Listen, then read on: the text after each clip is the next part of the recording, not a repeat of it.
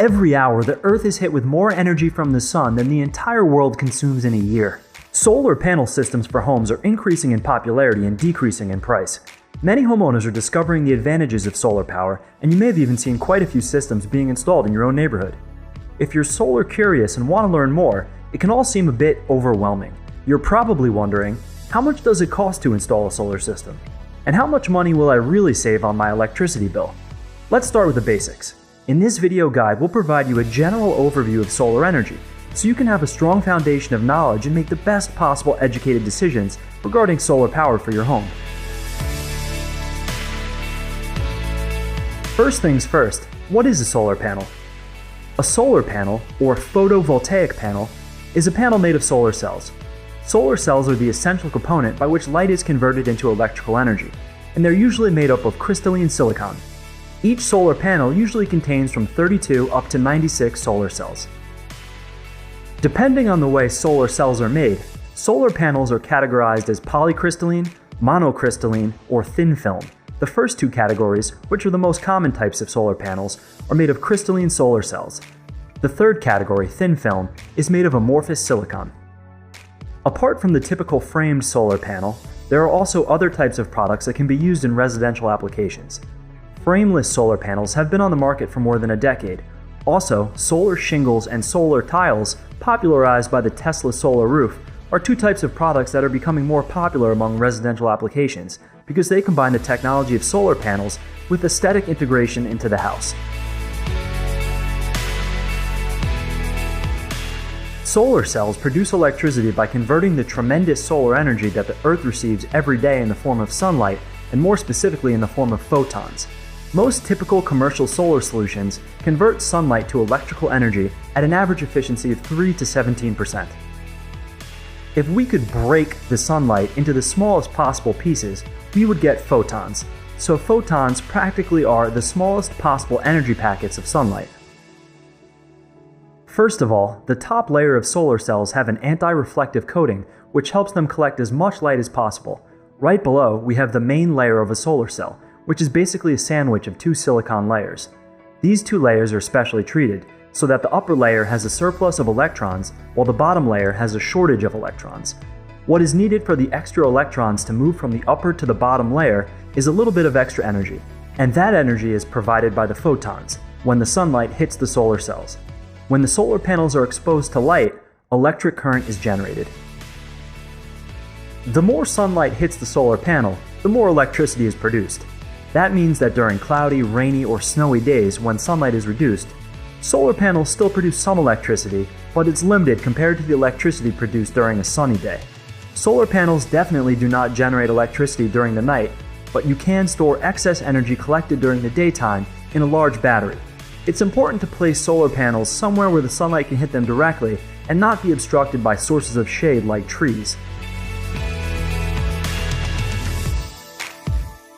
In order to have a complete system that will produce electricity for your home, you need the following components: solar panels, solar panel mounting structures, an inverter, an electrical panel with the necessary switches and circuit breakers, DC and AC electrical cables, and the power meter. Now let's break down these individual components. As we explained before, the solar panels generate electricity when they are exposed to light. More specifically, they generate DC electrical current. But in order to use the electricity produced by the solar panels, we need to have AC electrical current, alternating current, which is the type of current used by your home and by the power grid. So we need an inverter.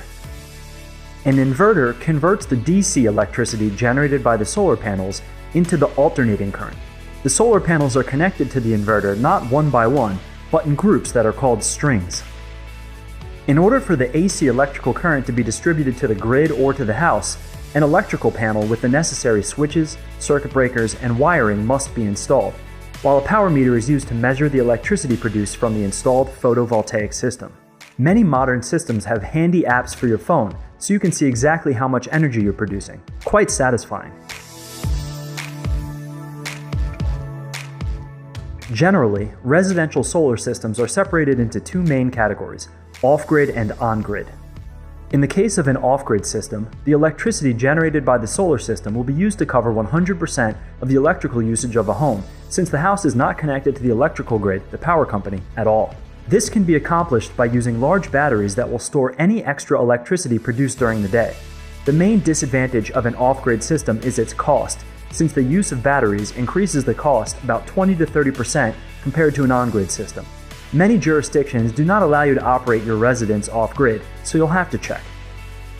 In an on-grid system, the house where the solar panels are installed is connected to the main power grid. Electricity generated by the solar panels can either cover the electrical needs of the house, or when you produce more electricity than needed, it's sent to the power grid. This leads us to net metering. With net metering, your monthly electricity bill is calculated both ways, based on the net of your overall energy consumption and the monthly output from your solar panels. If you're producing more energy than you're using, the utility company will actually pay you. For example, if your solar panels have overproduced 3,000 kilowatt hours on sunny days, and you have consumed 4,000 kilowatt hours from the grid on dark nights, you will get billed only for 1,000 kilowatt hours. In some cases, net metering policies actually pay a higher rate for the electricity that's produced from your solar panel system than what you pay to purchase the electricity from the grid. How much you actually save depends on a number of factors, the most important of which include, of course, how much electricity your home or business uses. The average annual electricity consumption for a U.S. residence was 10,766 kilowatt hours, an average of 897 kilowatt hours per month. And a typical domestic solar installation aims to offset 70 to 90% of your monthly usage. Of course, the exact savings on your electricity bill depends on other factors. If your family has electric cars that need daily charging, your electricity requirements might be much higher.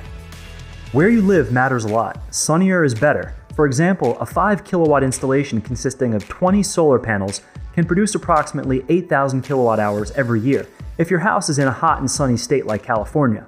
But the same system will only produce approximately 6,000 kilowatt hours every year if your house is in a less sunny state like Connecticut. That means that a 5 kilowatt system could offset between 60 and 80% of your electricity bill depending on how sunny your region is, based on an average annual electricity consumption of approximately 10,000 kilowatt hours. There's a great online tool where you just plug in your address and it calculates how much electricity you can generate and how much money you can save on your electric bill. I've linked to that in the description below. The available surface on your roof, the unshaded part with the appropriate orientation, determines how many solar panels you can install and consequently your savings.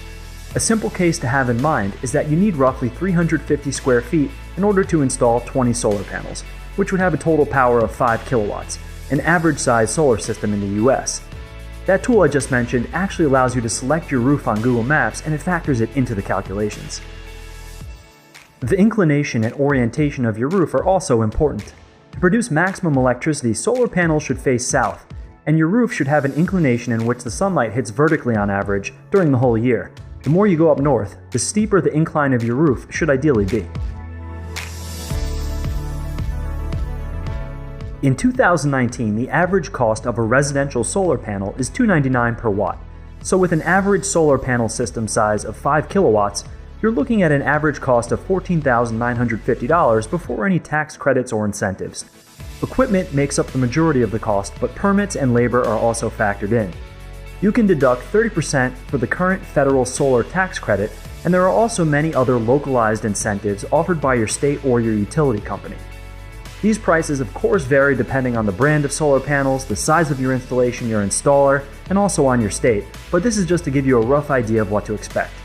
The best way to get a good price on solar is to compare quotes from many different installers, and there are some great services for that which have also been linked below. Based on the parameters we've already mentioned like cost, electrical consumption of your house or business, how sunny your region is, a solar energy system provider can help you determine which would be the ideal system for you in order to save as much as possible on your electrical bills. Don't forget that there are many choices regarding brands of solar panels and solar inverters, and a good installer will help you select the optimal system for your budget. The most important parameter that determines whether or not a roof is appropriate for a solar panel installation are its inclination and its orientation. Your solar energy provider can calculate exactly how much sunlight your roof will receive during the whole year. Although solar panels have a weight of only about 2 to 4 pounds per square foot, structural safety is definitely another important factor. For new houses, the design of the whole mounting structure with the solar panels must include a static evaluation of the roof. For existing homes, the service of a professional structural engineer is required in order to carry out an inspection of the roof structure and do a calculation of the structural loading capacity. As there are practically no moving parts in a solar installation, minimal maintenance is required. However, routine maintenance is needed in order to ensure the system is performing properly. Solar panels require routine inspection for signs of damage, buildup of dirt, or shade encroachment.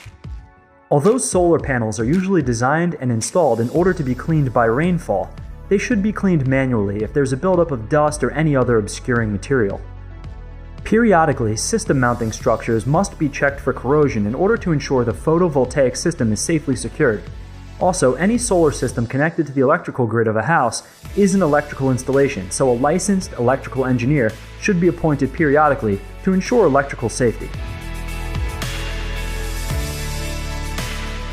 To sum it up, here are some pros and cons of solar systems.